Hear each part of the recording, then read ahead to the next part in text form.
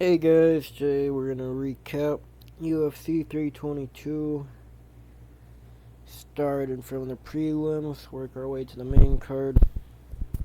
Let's start off with Vyacheslav Borshev and Matthews Camilo. I picked Borshev, and I might be biased here, but I kinda thought that fight could have gone either way. There was two 30-27s for Camilo, but Vishlov clearly took the third round, dude. He had all the success in that round. I don't know how it was a 30-27. And then I thought Borshev also got the first round. Like, Borshev wasn't landing huge shots on the feet, but he was out striking them. And Camilo got two takedowns. He got one early on in the first round and instantly got back up. There was no ground and pound or nothing really. And then the second takedown in the first round was right at the end with like 15 seconds left. He landed like 3 ground and pound strikes to the body. That's like all the success. Maybe like he landed 1 or 2 okay punches on the feet, but dude, it could have gone either way. I think it was just the lack of pop on the feet from Borshev.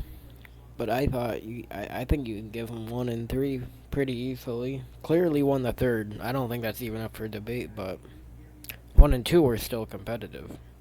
But I got that one wrong. Bisinger, Sursakayev. You know, he was playing with that one guy too much in his debut fight, and we seen that here again, bro. Like, Aaron McConaughey is a fucking can, dude. How the hell you go into the third round with him? So I got that one right. Most people thought he was gonna win, perhaps in better fashion. Weisinger looks kind of small for middleweight, but it is what it is. Fatima Klein versus Angela Hill. It looked like, you know, what you would expect, like a 26-year-old fighting a 40-year-old dude. Fatima Klein did good. She looked well-rounded, but not very impressed either. Still went to a decision. Wasn't nothing crazy. Got that one right. Pat Sabatini versus Chepe Mariscal. Sabatini went out and did what I thought he would do. Is just look more skilled on the ground and even have moments on the feet. Pat Sabatini looks good. He can't be too far outside the rankings right now. Got that one right. Last card of the early prelims. Dawkins and Mearshart. Dawkins just caught him early. Put him down, got him out. GM3's freaking, he's past his days. Dawkins looked good. Lots of improvement on the feet.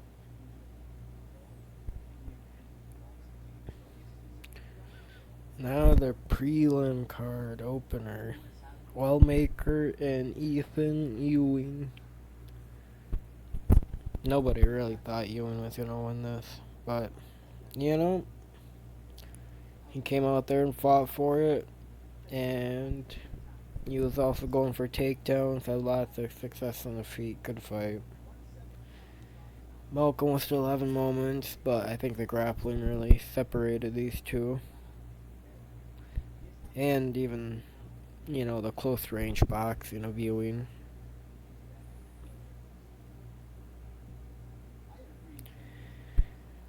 Got that one wrong.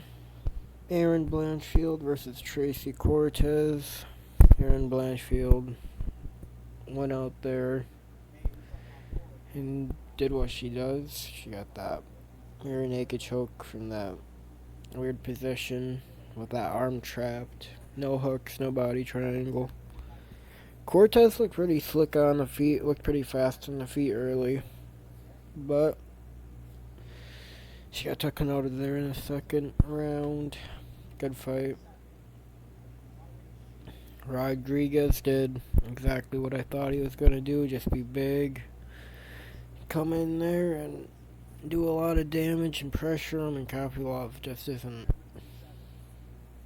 have that type of footwork to just stay on the outside and freaking land one here and skirt off. Gregory looked good. Got that one right. Bo Nickel versus Rodolfo Vieira. Pretty good fight for Bo. He looked better on the feet. Got a takedown during this fight. It wasn't all that impressive, but the KO was cool. Good win. Got that one right. Now we got the main card, Beneil versus Benoit. I thought Beneil had a real chance. And I don't think this is really a matter of Beneil wasn't that good or Benoit's improved this much. Man, just Beneil's just past his days. That's all there really is to be said, dude. Like, you get chin in the clinch by like the first hard punch, dude, you're just done, dude. Like, Benoit is not that type of finisher.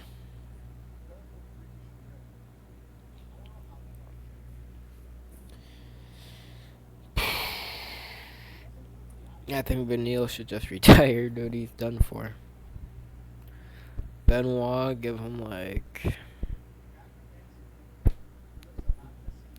the loser of Arman and Hooker, maybe. That could be interesting, but I got this fight wrong. Now we got Prates and Leon.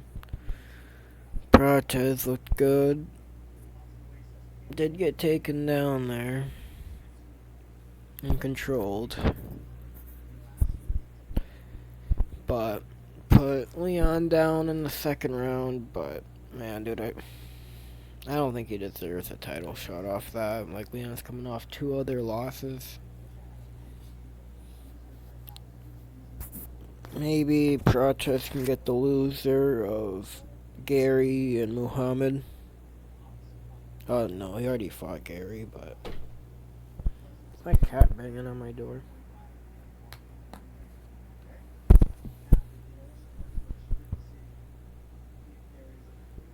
But yeah, got this one right. Prates looked good. Morales versus Brady.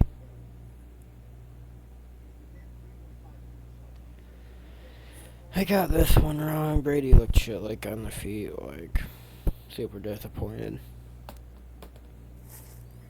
Morales didn't even look that crazy sharp, bro. He was throwing wide and was just piecing him up and eventually TKO'd him. Good fight, I guess. Got Valentina Shevchenko right. Boring fight. I don't give a fuck. Islam versus JDM. This is a lot more one-sided than I thought it was going to be. Islam looked big and strong and just too technical on the ground for JDM. I don't think you give him to Poirier next. I'd like him to fight Gary if Gary beats Bilal. I think Morales is closer. Maybe like Morales versus Prates. I don't want to see him fight Shavkat. Shavkat's been too inactive, but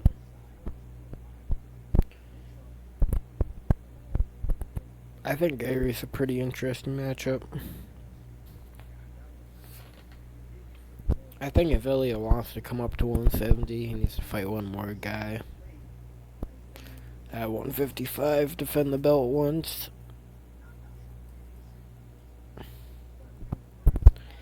What do you do with JDM? Aw. JDM versus Prates could be interesting. That'd be a really fun striking matchup. Oh shit, not much more to say though. I think I went like 10-4 on this card.